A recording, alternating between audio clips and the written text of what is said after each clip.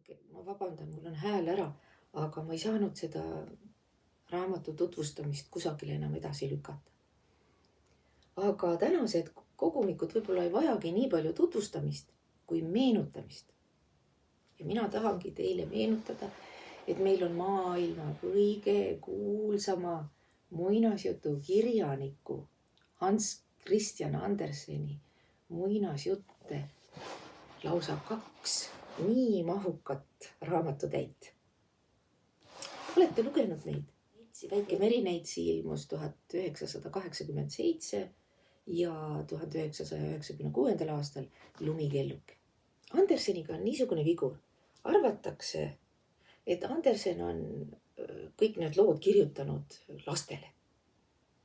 Mina ei ütle midagi, aga soovitan, lugege need raamatud läbi nüüd, kui ei ole tükk aega lugenud, ja vaadake, missugused lood on head praegu kohe lastele edasi jutustamiseks või ette lugemiseks, mõnusad niisugused, ja missugustest lugudest te tunnete ära, et need on kirjutatud otse täiskasvanu südametunnistusele.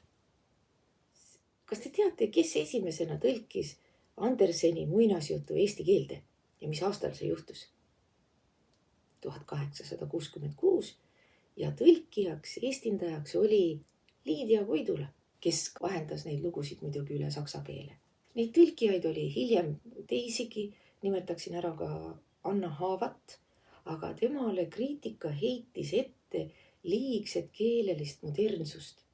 Kahjuks ma ei ole saanud neid veel lugeda, aga oleks huvitav ju võrrelda siis, kuidas Henrik Sepamaa aastakümneid hiljem neid lugusid otse originaalkeelest tõlkides jutustas ja kuidas seda tegi siis Anna Haava. Siit Lumikellukese kogumiku lõpust leiabki huvitava ülevaate sellest, kuidas Anderseni muinasjutud eesti keelde jõudsid.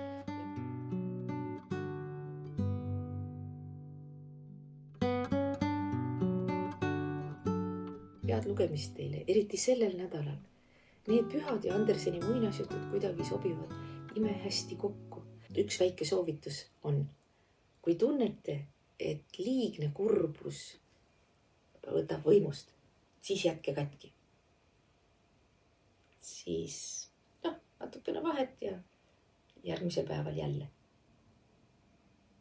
Ja ma julgen seda sellepärast öelda, et ma olen ju kurbade muinasjuttude eestkõnelejaks.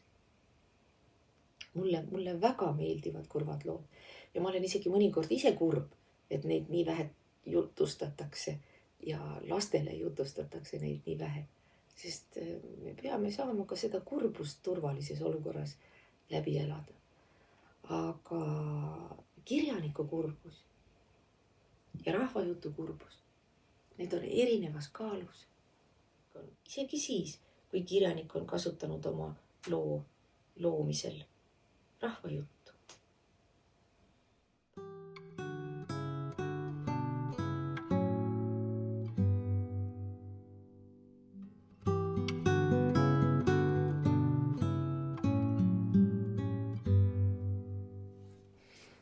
Tavaliselt olen siin nüüd ühe loo jutustanud, aga ma olen aru saanud, et kõik ei taha üldse seda lugu siin kuulata.